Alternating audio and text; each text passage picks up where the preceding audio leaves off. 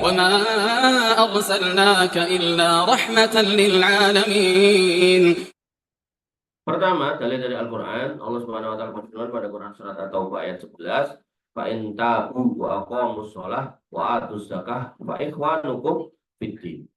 Jika mereka bertaubat, ya, kemudian mendirikan sholat dan bayar zakat. Jadi ada orang yang berdosa besar, tapi Allah terima taubatnya dengan catatan ini loh, sholat, bayar zakat. Fa ikhwanukum fiddin. Maka mereka saudaramu seagama. Ini menunjukkan bahwa taubatnya kalau nggak diiringi dengan sholat itu nggak berguna. Sehingga ketika dikatakan fa ikhwanukum fiddin, ini berarti satu agama, satu keyakinan. Berarti orang apa? Orang apa? Orang Islam. Makanya ikhwanukum fiddin itu tandanya adalah sholat. Makanya kalau hari ini ada orang yang bikin ormas, ya toh, pakai baiat yang dinamakan LDI gitu kan. Kemudian dia tidak mengatakan saudaranya sama muslim yang sholat itu bukan saudaranya, kayak itu orang yang melampaui batas gitu. Ya. Silakan kamu bikin ormas kalau emang mau gitu kan. Tapi jangan pernah kamu mengatakan ormasmu ini satu-satunya jalan menuju surga. Bahkan sampai kemudian kita mengkafirkan ahlul kiblat. Dikatakan ahlul kiblat itu berarti orang yang sholat menghadap kiblat. Makanya orang yang sholat menghadap kiblat, apapun covernya, apakah itu orang LDI, apakah orang NU, Muhammadiyah, atau orang yang nggak pakai ormas sekalipun, itu saudara kita. Makanya ini tegas dikatakan wa aqamus sholah, wa ihwanukum fiddin. Makanya menyedihkan ya ketika ketemu dengan kelompok-kelompok kayak gitu, apalagi yang dikafirkan bapaknya. Sampai bapak saya kemarin itu cerita itu ada orang LDI itu diucapi salam, assalamualaikum, jawaban dia oke gitu. Coba padahal ngucap salam hukumnya sunnah, jawab salam hukumnya wajib. Jawabannya minimal harus sama. Ketika kamu diucapkan assalamualaikum, jawaban waalaikumsalam. Tapi kalau kamu jawab lebih bagus itu, waalaikumsalam warahmatullahi bagus. Ya, ini menunjukkan bahwasanya ya ada orang-orang yang gagal paham. Nah, ketika kelompok kamu ngajari kayak gitu, kamu keluar gitu, karena itu udah jelas kelompok sesat. Udah nggak usah diperdebatkan. Jadi ketika suatu kelompok itu bertentangan dengan Al-Quran atau Sunnah dan nyata-nyata pertentangannya, maka itu sebuah kekeliruan ketika kita tetap ada di situ. Itu ya. Kemudian dalam Quran surat Maryam, wa khalafa min ba'dihim khalfun adaa'us shalah wa taba'us syahawat. Lalu datanglah sudah mereka pengganti yang jelek, yang adaa'us shalah, menyia-nyiakan salat, wa taba'us syahawat, dan memperturutkan hawa nafsu. Ini anak-anak muda sekarang kan gitu, ngumpul ngapain? Adaa'us shalah, menyia-nyiakan salat. Kau ngerti? Ayo ngumpul waya salat ya ora salat. Judulnya buka puasa, tapi waktu adzan dia bablas. Wata usahawat, bagi ngomongi, mendem yo. Itu kan yang terjadi tuh. Kumpul, mendem. Ya, kemudian akhirnya karena udah mendem, akhirnya memperkosa. Bahkan ketika udah ketahuan, ya toh, takut ketahuan, bunuh, gitu kan. Hari ini kan kita lihat kayak gitu, tontonannya itu kayak gitu di media-media, di berita-berita online kriminal kayak gitu. Kata Allah Subhanahu wa taala kepada generasi-generasi telo seperti itu, fasaufa yalqauna ghayya, maka kelak akan kami jumpakan mereka dengan kesesatan. Padahal nanti ada tafsir ghayya, di sini adalah sebuah lembah jurang di neraka sana yang memang dikhususkan untuk mereka yang meremehkan sholat dan mengikuti hawa nafsu. Artinya kalau orang sudah meremehkan sholat biasanya ya semono kae. Mesti ya main, mendem, medok atau hawa nafsu yang lainnya. Illa kecuali mantaba yang mau bertobat wa amana wa amila sholihan, dan kemudian dia beriman dan beramal sholih, wa ulaika yadkhulunal jannah wala yudlamuna syai'a, maka mereka dimasukkan ke surga dan tidak akan dizalimi sedikit pun. Ini mengindikasikan bahwasannya yang namanya ghaiyah ini akan dijumpai oleh orang yang menjalankan sholat. Tapi ketika menyia-nyiakan sholat, maka dia akan dimasukkan ke dalam ghaiyah. Relevansi ayat kedua yaitu terdapat dalam surah Maryam bahwa Allah berfirman tentang orang-orang yang menyia-nyiakan sholat dan melakukan hawa nafsunya, ya kecuali orang yang bertobat beriman. Jadi di sini ada kata taubat dan iman. Makanya orang-orang yang menyeremehkan sholat itu tidak dianggap tobatnya sempurna dan tidak dianggap atau tidak diperhitungkan keimanannya. Monggo. Ini menunjukkan bahwa mereka yang menyia-nyiakan sholat dan menurunkan hawa nafsu tidak beriman. Ini pendapat Syekh Utsaimin dan yang semisalnya. Dan relevansi ayat pertama yaitu terdapat dalam surat At-Taubah bahwa kita dan orang-orang musyrik telah menentukan 3 syarat. Artinya kita sama orang-orang musyrik, sama orang-orang kafir itu bisa bersaudara dengan syarat apa? Bertobat. Tobatnya apa? Tinggalkan kekafirannya, tinggalkan kemusyrikannya. Kemudian yang kedua, wa aqamus shalah, mendirikan sholat, wa atuz zakah, dan membayar zakat. Jika mereka bertobat dari syirik, berarti tetapi tidak mendirikan sholat dan tidak pula bayar zakat, maka mereka bukan saudara seagama kita. Dan praktek ini dilakukan oleh Abu Bakar As-Siddiq. Bagaimana ketika kemudian Nabi SAW wafat, sebagian orang tidak mau bayar zakat. Dan Abu Bakar As-Siddiq mengambil keputusan tegas untuk memerangi mereka. Kenapa? Karena ya Abu Bakar As-Siddiq berpendapat orang Islam harus bayar zakat. Kalau ini nggak mau, ya wis.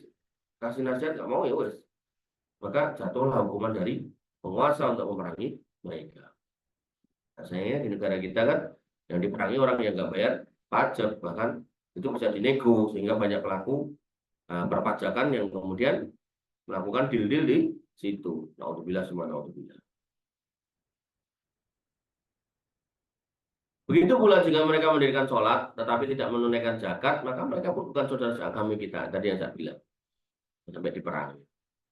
Persaudaraan seagama tidak dinyatakan hilang atau tidak ada, melainkan jika seorang keluar secara keseluruhan dari agamanya. Tidak dinyatakan hilang atau tidak ada karena kefasikan dan kafiran yang sederhana tingkatnya. Jadi ketika bidin kok kemudian dikatakan Pak Ikhwanuddin bidin, maka ini menunjukkan dia satu akidah.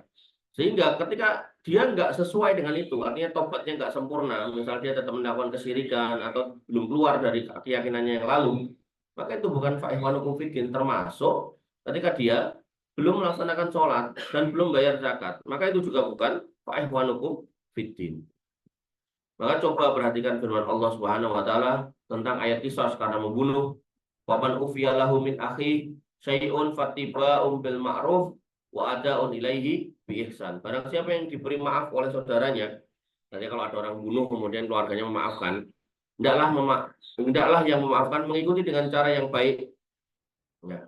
Dan hendaklah yang diberi maaf membayar diat kepada orang yang memberi maaf dengan cara yang baik. Jadi boleh meminta diat. Dalam ayat ini Allah menjadikan orang yang melakukan pembunuhan dengan sengaja sebagai saudara orang yang dibunuh, padahal pidana membunuh dengan sengaja termasuk dosa besar yang sangat berat ancaman hukumannya, karena Allah Subhanahu wa taala berfirman, "Wa may yaqtul mu'minan muta'ammidan fajazaohu jahannam khalidina fiha wa ghadiba Allahu alaihi wa la'anahu wa adalahu adaban adima." Jadi di sini dikatakan bahwasanya orang yang membunuh orang mukmin dengan sengaja, balasannya neraka jahanam, kekal di dalamnya, dan Allah murka kepadanya, mendapat laknatnya dan disiapkan azab yang pedih. Tapi ternyata apa di sini? Faman ufiya lahu min akhihi, ada bahasa akhi. Ini menunjukkan bahwasanya dosa membunuh tidak menyebabkan murtad gitu. Dan bahkan apa? Watiba'um bil ma'ruf wa ata'un ilaihi bi ihsan. Dia bisa kemudian memaafkan orang yang membunuh dengan catatan, ya kalau memang ada diat yang harus dipinta, ya, saya minta sekian ekor unta, ya, maka ya harus diberikan. Ini menunjukkan sebuah kondisi bahwasanya membunuh tidak sampai keluar dari Islam.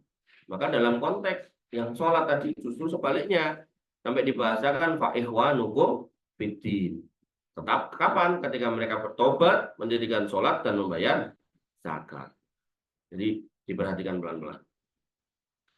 Dalam ayat ini Allah menjadikan orang yang membunuh dengan sengaja sebagai saudara yang dibunuhnya, padahal pidana bunuh itu hukumannya dosanya besar seperti yang tadi disebutkan. Kemudian cobalah Anda perhatikan firman Allah tentang dua golongan, yaitu kaum mukminin yang berperang. Dua orang beriman, ya toh, berperang karena ada fitnah, kemudian berperang. Kata Allah Subhanahu wa taala, wa in ta'ifatani minal mu'minina tatalu fa aslihu bainahuma. Kalau ada dua kelompok dari orang-orang beriman, dua-dua iman nih, Islam A, Islam B gitu kan. Kemudian iktatalu, saling membunuh, saling berperang. Fa aslihu bainahuma, maka damaikanlah di antara keduanya. Ini menunjukkan bahwasanya peperangan sesama kaum muslimin tidak menyebabkan kekafiran. Dosa besar, iya. Tinggal nanti siapa yang benar, siapa yang salah ya, itu menjadi takaran dalam menghukumnya. Tapi secara umum, dua belah pihak tidak menjadikan kafir. Wa im bawat ihdahuma 'alal ukhra faqatilul lati tabghi hatta tafi'a ila amrillah. Jika salah satu dari kedua golongan itu berbuat bagha, berbuat melampaui batas, berbuat aniaya terhadap golongan yang lain, maka perangilah golongan yang berbuat aniaya tersebut sehingga golongan itu kembali kepada amrillah, pada perintah Allah Subhanahu wa taala. Jadi kalau ada dua golongan kok tidak mikir gelem malah ngejak gelut, ya wis sing ngejak gelut itu hukum aja. Fa'infa'at, tapi kalau kemudian ya fa'infa'at fa'aslihu bainahuma fil adli wa aqsitu, dan tapi kalau kemudian mereka mau berdamai, maka damaikanlah keduanya dan berbuat adillah dengan adil dan berlakulah adil. Damaikanlah dengan adil, artinya jangan kemudian berat sebelah, waqsitu, dan berbuat adillah kepada mereka. Innallaha yuhibbul muqsitin, karena Allah Subhanahu wa taala mencintai buat adil. Innamal mu'minuna ikhwatun fa aslihu baina akhwaikum. Nah, di sini kemudian Allah tegaskan orang-orang beriman itu bersaudara, maka perdamaikanlah di antara saudara mereka. Ini menunjukkan konflik sesama muslim tidak menyebabkan ya, keluar dari Islam. Di sini Allah menetapkan persaudaraan antara pihak pendamai dan kedua pihak yang berperang. Padahal memerangi orang mukmin termasuk sebuah kekafiran. Ya, Nabi SAW mengatakan ini, sibabul muslim kusuk wa qitaluhu kufrun. Nah, kufrun di sini apa? Kufrun yaitu kufrun duna kufrin, yaitu sebuah kekafiran yang tidak menyebabkan kafir. Bagaimana disebutkan dalam sebuah hadis, Nabi SAW bersabda, sibabul muslim kusuk, mencaci maki, menghina orang muslim itu adalah sebuah kefasikan, dosa besar. Wa qitaluhu kufrun, dan membunuhnya adalah sebuah kekafiran. Namun kekafiran di sini adalah kufrun tuna kufrin, kekafiran yang tidak mengeluarkannya dari Islam. Sebab andai kan menyebabkan keluar dari Islam, maka tidak ada pernyataan di atas bahwasanya mereka masih bersaudara. Tapi di atas ayat tadi dikatakan bahwasanya wa in ta'ifatani minal mu'minina qatatalu fa aslihu bainahuma. Jadi ini masih bersaudara, maka dikatakan innamal mu'minuna ikhwatun. Dengan demikian, ya toh, nyatalah bahwa meninggalkan sholat adalah kekafiran yang menyebabkan keluar dari Islam. Jika merupakan suatu kefasikan saja, ya, atau kekafiran yang sederhana tingkatnya, ya, tidak keluar dari Islam, ya, maka tidak mungkin itu diminta untuk mempersaudarakan. Jika ada pertanyaan, apakah Anda berpendapat bahwa orang yang tidak menunaikan zakat pun kafir, sebagaimana pengertian yang ditunjukkan oleh ayat dalam surat At-Taubah tersebut? Maka dia menjawab, orang yang tidak menunaikan zakat adalah kafir menurut pendapat sebagian ulama, dan ini adalah salah satu pendapat yang diriwayatkan oleh Imam Ahmad rahimahullah. Akan tetapi pendapat yang kuat menurut kami bahwa ia tidak kafir namun diancam hukuman yang berat sebagaimana disebutkan oleh Nabi SAW. Contohnya disebutkan dalam sebuah hadis dituturkan oleh Abu Hurairah radhiyallahu anhu. Nabi SAW bersabda ketika menyebutkan ancaman hukuman orang yang tidak mau bayar zakat, sebutkan di bagian akhir hadis, summa yarasabillahu imma ilal jannah wa imma ilal nar. Kemudian dia akan melihat jalannya menuju ke surga atau ke neraka. Hadis ini diriwayatkan secara lengkap oleh Muslim dalam bab dosa orang yang tidak mau membayar zakat. Ini adalah dalil yang menunjukkan bahwa orang yang tidak menunaikan zakat tidaklah kafir, sebab andai menjadi kafir tidak ada jalan antara surga atau neraka. Dengan demikian, mantuk yang tersurat dari hadis ini lebih didahulukan daripada mafhum yang tersirat dari ayat pada Quran surat At-Taubah tadi. Karena sebagaimana yang dijelaskan dalam ilmu ushul fiqh bahwa mantuk lebih didahulukan daripada mafhum, ya. Makanya dalam kajian-kajian agama, ya, ketika kamu nanti harus mengajarkan dan mendudukkan satu hukum, usahakan ya dalil-dalil itu udah komplit gitu loh. Kayak kemarin yang saya sampaikan tentang kematian mendadak, ya, kematian mendadak itu dinyatakan sebagai sebuah penyesalan, ya, penyesalan, sebuah siksaan yang menyesalkan, yang membuat orang itu menyesal, ya. Tapi ternyata ada hadis lain yang menegaskan bahwasanya itu untuk orang kafir atau orang fasik. Adapun orang yang beriman, orang yang bertauhid, maka itu disebut sebagai takhfif, sebagai keringanan dari Allah Subhanahu wa taala. Nah, oleh karena itu maka jangan berpendapat bahwasanya mati mendadak itu jelek. Tinggal siapa yang mengalami gitu loh.